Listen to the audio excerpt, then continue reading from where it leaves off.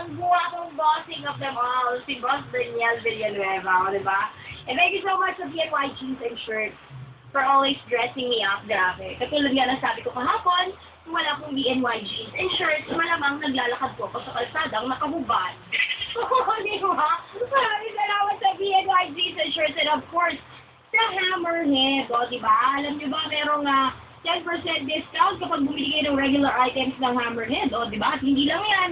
With a net purchase ng 1,000 pesos, meron ka ng libreng namamas ko CD ni Papi Willie. Meron yung boom, tarat, tarat, tarat, tarat. Gano'n, no? Diba? Hello din!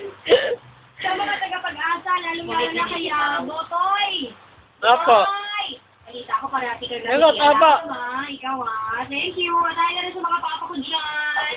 Kamusta naman ang mga golden papa ko dyan sa Esguerra Gate, o, diba? Ano na yung maigi, ha? Walang bawal papasukin ng mga hindi naligo. Bakit ako nakapasok? Hindi lang gano'n. Okay, hello sa inyo. Suwi na Pinoy Hits for Life.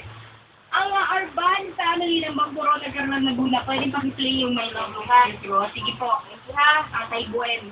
Hanapin ko. Hi na rin. Congratulations kay Melvin Akain ng Bagtas 4. Soon to be a daddy. Nakasawan.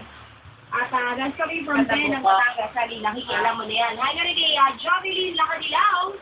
Ito ba'y pares-mares si Jonas at si Marie Bernardino sa Belvedere sa Cavite. At hi na rin sa lahat ng blooming na puto ng message. Tropang kissable, salaw po sa inyo. Tropang hello po sa inyo.